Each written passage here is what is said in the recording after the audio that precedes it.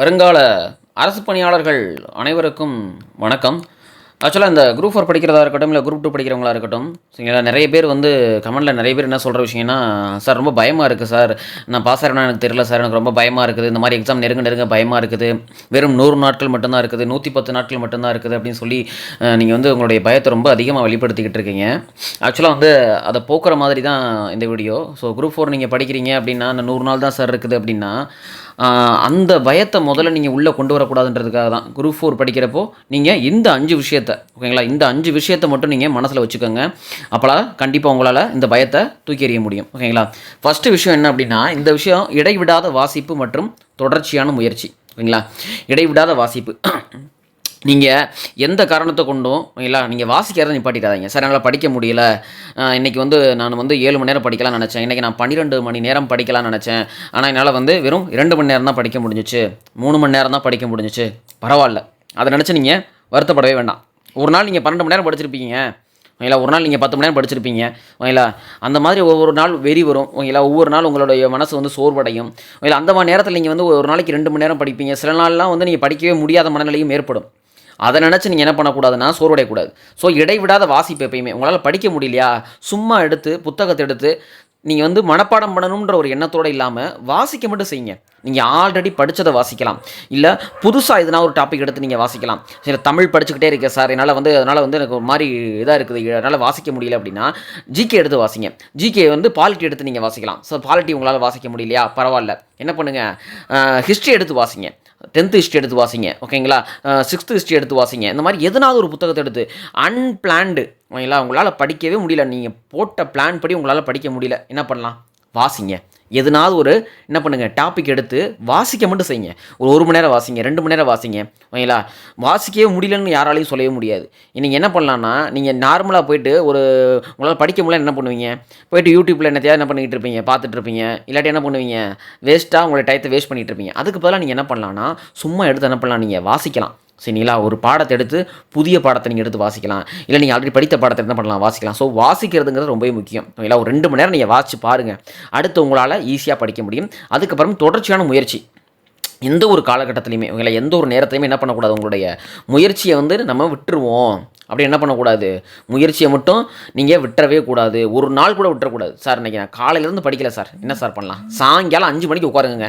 சாயங்காலம் 5 மணிக்கு உட்காந்திங்கனாலே உங்களால் என்ன பண்ண முடியும், 4 மணி நேரங்கள், ஓகேங்களா. 5 மணிலேருந்து கூட 1 மணி நேரம் கேப் விட்டால் கூட 5 to 7 படிச்சுட்டு 7 to 8 1 மணி நேரம் ரெஸ்ட் விட்டுட்டு திருப்பி 8 to 10 4 மணி நேரம் உங்களால் படிக்க முடியும். இந்த மாதிரி என்ன பண்ண முடியும், ஒரு நாளைக்கு ஒரு 5 மணிக்கு நீங்கள் ஆரம்பித்தாலும் என்ன பண்ண முடியும், உங்களால் 4 மணி நேரம் படிக்க முடியும். ஸோ 4 மணி நேரம் நம்ம படிச்சிட்டோம், இன்றைக்கி நம்ம படிக்கவே முடியாதுன்னு நினச்சோம், அதை நினச்சி சந்தோஷப்படுங்க. ஓகேங்களா. இது முதல் பாயிண்ட். நெக்ஸ்ட் பாருங்கள், சந்தேகமின்றி செயல்படுவது. உங்களுடைய படிப்பில் நீங்கள் என்ன பண்ணக்கூடாது, கொஞ்சம் கூட நம்ம படிக்கிறது சரிதானா, இதெல்லாம் கேட்பாங்களா அப்படின்னு கொஞ்சம் கூட சந்தேகமே படக்கூடாது. நீங்கள் அதுக்காக நீங்கள் போயிட்டு 11th 12th சயின்ஸ் எடுத்து உட்காந்துக்கிட்டு நம்ம படிக்கிறத கண்டிப்பாக கேட்பாங்க, அந்த மாதிரி நீங்கள் தேவையில்லாத விஷயங்கள்லாம் நீங்கள் பண்ணக்கூடாது. சந்தேகமின்றி செயல்படுறதுனா சிலபஸ் எடுத்துக்கிறது. சிலபஸை வச்சுக்கிட்டு நீங்கள் எது அதிகமாக மதிப்பெண் கேட்குறாங்க, யூனிட் 6 கேட்குறாங்க, அதாவது யூனிட் 6 சொல்லப்படுறது யூனிட் 8, யூனிட் 5 சொல்லப்படுற யூனிட் 9, இதில் அதிகமாக கேட்குறாங்க. ஸோ அதில் நம்ம எப்படி அதிகமாக ஃபோக்கஸ் பண்ணலாம். தமிழில் வந்து 100 கேள்விகள், ஓகேங்களா, கேட்குறாங்க, அதை வந்து இப்போ கொஞ்சம் டஃப் ஆக்கியிருக்கிறதா சொல்கிறாங்க அப்படின்னா நம்ம என்ன பண்ணக்கூடாது, சோர்ஸஸை தேடி ரொம்ப ரொம்ப அலையக்கூடாது. நம்மக்கிட்ட இருக்கக்கூடிய மினிமம் சோர்ஸ் என்ன, ஓகேங்களா, நம்ம படிக்கிறது என்ன, அதில் நம்ம நம்பிக்கையாக இருக்கணும். கொஞ்சம் கூட நம்ம படிக்கிறதுல என்ன பண்ணக்கூடாது, நம்ம படிக்கிறது கேட்பாங்களா அப்படின்னு என்ன பண்ணக்கூடாது, கொஞ்சம் கூட சந்தேகம் என்பது இருக்கவே கூடாது. நீங்கள் படிக்கிறத கண்டிப்பாக கேட்பாங்க அப்படிங்கிற என்ன பண்ணணும், நம்பிக்கை கண்டிப்பாக இருக்கணும். ஓகேங்களா. அதனால் சந்தேகப்படுறது அப்படிங்கிறது நம்ம மேலே நம்மளே சந்தேகப்படக்கூடாது. நம்மளை ஜெயிச்சிருவோமா அப்படி என்ன பண்ணக்கூடாது, நம்மக்கிட்ட சந்தேகம் இருக்கவே கூடாது. நம்ம ஜெயிப்போம் அப்படிங்கிற நம்பிக்கிற முடியாது, நம்மளே சந்தேகப்படவே கூடாது ஒரு காலகட்டத்திலையும். 3வது பாயிண்ட் பாருங்கள், தினசரி படிக்கிறது மற்றும் என்னது, வாரம் 2 முறை பயிற்சி. ஓகேங்களா. என்ன நடந்தாலும் சரிங்க, நீங்கள் ஒரு ஃபங்க்ஷனுக்கு போனாலும் சரி, இல்லை வந்து உங்களுக்கே உடல் சிக்கானாலும் சரி, என்ன நடந்தாலும் சரி, ஓகேங்களா, தினசரி ஏதோ ஒரு 2 மணி நேரமாக அது படிக்கிறத வந்து நீங்கள் என்ன பண்ணணும். சார் இன்றைக்கி என்னால் உடம்பு சுத்தமாக முடியல சார், என்ன சார் பண்ணலாம், பரவாயில்ல, ரொம்ப உடம்பு முடியலையா, ஒரு நாள் ரெஸ்ட் எடுத்துக்கலாம், தவறு கிடையாது, ஓகேங்களா. ஆனால் டெய்லியும் அதே மாதிரி உடம்பு இருக்க போகிறது இல்லையா. நல்ல ஒரு சாப்பாடு, நல்ல உடல்நிலை, நல்ல தண்ணியை குடிச்சிட்டு என்ன பண்ணலாம், நம்ம தினசரி கண்டிப்பாக என்ன பண்ணணும், ஒரு 2 மணி நேரமாவது. இன்றைக்கி மொத்தமாகவே படிக்கலைங்க அப்படிங்கிறதுக்கும் இன்றைக்கி நான் ஒரு 2 மணி நேரம் படிச்சிருக்கேன் அப்படிங்கிறதுக்கு வித்தியாசம் இருக்குது இல்லைங்களா. ஸோ இந்த 110 நாட்களையும் என்ன பண்ணணும், நீங்கள் அட்லீஸ்ட் ஒரு நாளைக்கு 2 மணி நேரமாவது படிங்க. ஓகேங்களா? 2 மணி நேரமாக படிங்க. ஸோ தினசரி படிக்கிறது அப்படிங்கிறத உங்களுடைய வழக்கமாக வச்சுக்கோங்க. அது மட்டும் இல்லாமல் வாரம் 2 முறை பயிற்சிங்க. வாரத்துக்கு 2 டெஸ்ட்டுங்க. என்ன டெஸ்ட்டாக இருந்தாலும் சரி, அது ஓஎம்ஆர் டெஸ்ட்டாக இருக்கிறதுன்றது ரொம்பவே பெட்டர். வாரத்துக்கு 2 முறை நீங்கள் என்ன பண்ணணும், நீங்கள் படித்ததை டெஸ்ட்டு போட்டு பார்க்கணும். சார் நான் இந்த வாரம் படிச்சிருக்கேன் சார், நேற்று நான் படிச்சிருக்கேன் சார், நேற்று படித்து நான் இன்றைக்கி டெஸ்ட்டு போட்டு பார்க்கலாமா அப்படின்னு. அது உங்களுக்கு வெற்றியை தருமானா தராது. ஏன்னா அட்லீஸ்ட் நீங்கள் ஆல்ரெடி படித்ததை தான் நீங்கள் டெஸ்ட்டு போட்டு பார்க்கணும். ஓகேங்களா? நேற்று நைட் நான் படித்து இன்றைக்கி டெஸ்ட்டு போடுறேன் அப்படிங்கிறது வெற்றி கிடையாது. ஓகேங்களா? நீங்கள் ஆல்ரெடி படித்ததை வச்சு என்ன பண்ணணும், நீங்கள் டெஸ்ட்டு போட்டு பார்க்கணும். நீங்கள் படிக்காத ஒரு சிலபஸ் எடுத்து கூட என்ன பண்ணலாம், படிக்காத ஒரு டாபிக் எடுத்து கூட என்ன பண்ணலாம், டெஸ்ட்டு போட்டு பார்க்கலாம். இந்த மாதிரி வாரத்துக்கு 2 முறை என்ன பண்ணணும், நீங்கள் டெஸ்ட்டு அப்படிங்கிறது மஸ்ட்டு. ஓகேங்களா? டெஸ்ட் என்பது மஸ்ட்டு. ஸோ இந்த 3வது பாயிண்ட் ரொம்பவே முக்கியமான பாயிண்ட்டு. தினசரி படிக்கணும். வாரம் 2 முறை என்ன பண்ணணும், நீங்கள் அதை பயிற்சி செய்து பார்க்க வேண்டும். ஓகேங்களா? நெக்ஸ்ட் பாருங்கள், சலிப்படையாமல் இருப்பது மற்றும் மகிழ்ச்சியான மனநிலைங்க. ஒரு காலகட்டத்தில் கூட இல்லைங்களா, ஒரு நிமிஷம் கூட என்ன பண்ணக்கூடாது, நீங்கள் என்னடா இந்த வாழ்க்கை, என்னடா இப்படி இருக்கோமேன்னு சொல்லிட்டு என்ன பண்ணக்கூடாது, நீங்கள் கொஞ்சம் கூட சலிப்படைவது என்பது ஒரு நிமிஷம் கூட இருக்கக்கூடாது. எப்பயுமே உங்களுக்கு நீங்கள் மகிழ்ச்சியாக வச்சுக்கணும். படிக்கும்போது எப்பயுமே நீங்கள் என்ன பண்ணணும், அதை ஜாலியாக படிக்கணும். நம்ம படிக்கிறோம் அப்படின்றத விருப்பத்தோடு படிக்கணும். தன் விருப்பத்தின் அடிப்படையில் படிக்கணும். சும்மா நம்ம வேலைக்கு போகணுங்கிற ஒரு கட்டாயத்தின் அடிப்படையில் படிச்சிங்க அப்படின்னா சலிப்படைஞ்சிருங்க. இஞ்சி போனால் 2 நாள் 3 நாள் படிப்பீங்க. அதுக்கப்புறம் என்ன ஆகிடும், உங்களுக்கு சலிப்பு தட்டி விடும். அதனால் மனசை என்ன பண்ணணும், நீங்கள் ஒரு நிலையாக வச்சு சலிப்படையாமல் பார்த்துக்கொள்ள வேண்டும். நீங்கள் அந்த போட்டித் தேர்வை பொறுத்த வரைக்கும் இருக்கக்கூடிய ஒரு மிகப்பெரிய பலம் என்னது, உங்களுடைய மனம் சலிப்படையாமல் இருக்கிறது தான். ஸோ என்ன பண்ணக்கூடாது, நீங்கள் கொஞ்சம் கூட சலிப்படையவே கூடாது. என்னடா அது படித்ததே படிச்சுக்கிட்டு இருக்கோமே. தமிழ் நம்ம என்ன பண்ணிட்டோம், ஆல்ரெடி நம்ம கிட்டத்தட்ட 10 வாட்டி படிச்சிட்டோம், இன்னும் நிற்க மாட்டேங்குது. ஜிகே கிட்டத்தட்ட பல வாட்டி படிச்சிட்டோம், மனசில் மைண்டில் ஏறுவானாண்டுது. எதுக்கு அப்படி சலிப்படைவது என்பது இருக்கவே கூடாது. எதுங்க உங்களுக்கு சலிப்படைய வைக்குது, எது உங்களை சலிப்படைய வைக்குதுன்றதை கண்டுபிடிங்க முதல்ல. ஓகேங்களா? நம்ம சலிப்படைகிறதுக்கு காரணம் என்ன, படித்ததே படிக்க சலிப்படையுதா, சரி ஓகே. அப்போது நம்ம என்ன பண்ணுவோம்னா, ஒரு அரை மணி நேரம் படித்ததை படிச்சுட்டு இன்னொரு அரை மணி நேரம் என்ன பண்ணுவோம், புதுசாக படிப்போம். திருப்பி ஒரு அரை மணி நேரம் படித்ததை படிச்சுட்டு திருப்பி ஒரு அரை மணி நேரம் பண்ணுவோம், புதுசாக படிப்போம். ஒரு அரை மணி நேரம் படிச்சுட்டு இன்னொரு அரை மணி நேரம் பண்ணுவோம், மேக்ஸ் போடுவோம். இந்த மாதிரி உங்களுடைய மனநிலையையும் உங்களுடைய மூளையையும் நீங்கள் என்ன பண்ணணும், ஏமாற்றணும். நீங்கள் ஏதோ புதுசாக செய்கிற மாதிரி என்ன பண்ணணும், நீங்கள் உங்களை நீங்களே ஏமாற்றணும். உங்கள் மூளையை நீங்கள் ட்ரிக்ஸ் பண்ணணுங்க. மூளையை நீங்கள் ட்ரிக்ஸ் செய்ய ஆரம்பித்தா மட்டும்தான் நீங்கள் சலிப்படையாமல் இருப்பீங்க. இல்லாட்டி ஈஸியாக சலிப்பு தட்டிடும். ஓகேங்களா? நீ என்ன படித்தாலும் சரி, நீங்கள் படிக்கிறதுன்னு இல்லை, நீங்கள் எந்த ஒரு வேலையை செய்தாலும் சரி, செய்த வேலையை செய்து கொண்டிருந்தால் கூட உங்களுக்கு என்ன பண்ணுவது, ஈஸியாக சலிப்பு தட்டி விடும். அதனால் நீங்கள் என்ன பண்ணக்கூடாது, நீங்கள் செய்த வேலையே செய்து கொண்டிருந்தால் சலிப்பு தட்டும். உங்களோட மூளையை நீங்கள் என்ன பண்ணணும், ட்ரிக்ஸ் பண்ணணும், ஏமாற்றணும். நான் பாரு நான் என்ன பண்ணுறேன் பாரு, நான் புதுசாக படிக்கிறேன் பாரு, புதுசாக என்ன பண்ணுறேன் பாரு, உனக்கு என்ன பண்ண போகிறேன், நான் சொல்லிக் கொடுக்குறேன் பாரு அப்படின்னு சொல்லிட்டு உங்கள் மூளைக்கு என்ன பண்ணணும், நீங்கள் புதுசு புதுசாக கொடுக்க அந்த மூளை என்ன பண்ணுவோம், சந்தோஷம் அடையும். அதிகமாக டோப்பமைன் அதிகமாக என்ன பண்ணுவதுக்கு இன்க்ரீஸ் ஆகும். அப்போ உங்களை என்ன பண்ணுவோம், இன்னும் படிக்க தூண்டும். ஸோ அதனால் உங்களை எது மகிழ்ச்சியாக வச்சுருக்குது அப்படின்றத பாருங்கள். ஓகேங்களா? முக்கியமாக சலிப்படையாமல் இருக்கிறதுக்கு வழி பார்த்துட்டோம். எப்படி சார் மகிழ்ச்சியாக இருக்கிறது, உங்களை மகிழ்ச்சி அடையக்கூடிய விஷயங்களை படியுங்கள்.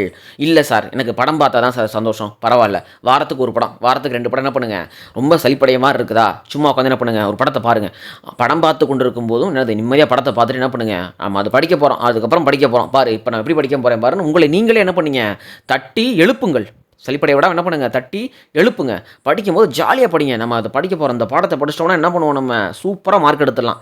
ஒவ்வொரு பாடத்தை படிக்கும்போதும் நீங்கள் என்ன நினச்சிட்டே படிக்கணும், நான் படிக்கிறத கேட்க போகிறாங்கன்ற அந்த மகிழ்ச்சியான மனநிலையோடு படிக்கணுங்க. இது ரொம்பவே முக்கியமானது. அடுத்து பாருங்களேன், நம்பிக்கை மற்றும் வெற்றி. இது தாங்க இருக்கிறதுலே ரொம்ப ரொம்ப முக்கியமான ஒரு பாயிண்ட்டு. நீங்கள் படிச்சுக்கிட்டு இருக்கீங்க அப்படின்னா உங்களுக்கு தேவையான ஒரு முக்கியமான பாயிண்ட் அப்படிங்கிறது நம்பிக்கை மற்றும் வெற்றி. நம்பிக்கை இருக்கணுங்க. முதல்ல நம்ம மேலே நம்ம நம்பிக்கை வைக்கணும். ஓகேங்களா? அதுதான் முதல் விஷயம். ஏன்னா யார் நம்மளை தாழ்வு மனப்பான்மையாக்கினாலும் சரி, யார் நம்மளை மட்டம் தட்டி பேசினாலும் சரி, நம்மளை சுற்றி இருக்கவங்க என்ன இந்த மாதிரி இத்தனை வயசாகி போச்சு, பேக்கு தூக்கிட்டு போகிறாங்க பாரு, அந்த பொண்ணு தூக்கிட்டு போகுது பாரு, குழந்தையாகி போச்சு இன்னும் பேக்கு தூக்கிட்டு போகுது பாருன்னு 1000 பேர் நம்மை மட்டப்படுத்தினாலும் சரி, நம்மளுக்குள்ள ஓகேங்களா, நமக்குள்ளே இருக்கக்கூடிய அந்த ஒருவனோ அந்த ஒருத்தியோ அந்த ஒருத்தி என்ன பண்ணணும், நம்ம எப்பயுமே அணைய விடக்கூடாது. அந்த நெருப்பு என்ன பண்ணக்கூடாது, அணைய விடக்கூடாது. நம்பிக்கை அப்படிங்கிற ஒரு ஆயுதத்தை மட்டும் என்ன பண்ணிட்டு போகணும், தூக்கிக்கிட்டே போகணும். நம்மளால் ஜெயிக்க முடியும். இல்லை நான் 3 மாதம் தான் சார் இருக்குது, கண்டிப்பாக நம்மளால் ஜெயிக்க முடியும் சார். நான் 6 மாதம் படிக்கிறேன் சார், கண்டிப்பாக ஜெயிக்க முடியும் சார். நான் 2-3 வருஷமாக ட்ரை பண்ணுறேன் சார், நான் கடைசி ஒரு 2-4 கொஸ்டினை மட்டும் போயிடும் சார். இப்போ பாரு எனக்கு ஒரு 2-3 கொஸ்டினை மட்டும் போயிருக்கு சார், கடைசி வரைக்கும் வந்துடுறேன் சார். இன்னும் அதுவும் சில தம்பிமார்கள்லாம் சொல்லுவாங்க, அக்காமார்கள்லாம் சொல்லுவாங்க, சார் நான் கவுன்சிலிங்லாம் போயிட்டேன் சார், கடைசியில் போயிட்டு எனக்கு இந்த மாதிரி எனக்கு வேலை கிடைக்காம போயிடுச்சு சார் அப்படின்னு ரொம்ப மன விரக்தியில் பேசுவாங்க. அந்த மன விரக்தி என்பது இருக்கக்கூடாது. நீங்கள் உங்களுடைய மனநிலையில் நான் 500 பேத்துக்குள்ளே போகிறேங்க, நான் ஒரு 1000 பேத்துக்குள்ள நான் உள்ளே போயிடுறேன், 100 பேத்துக்குள்ள நான் உள்ளே போயிடுறேன் அப்படிங்கிற ஒரு நம்பிக்கை உங்களுக்கு அதிகமாக தான் உங்களுக்கு வெற்றிக்கான வாய்ப்பு ரொம்பவே அதிகமாகும். ஓகேங்களா? நீங்கள் ஒரு 300 பேத்துக்குள்ள போகணும்னு நினைங்க, ஒரு 200 300 பேத்துக்குள்ள நான் போகணுங்க அப்படின்னு ஃபிக்ஸ் பண்ணுங்கள்.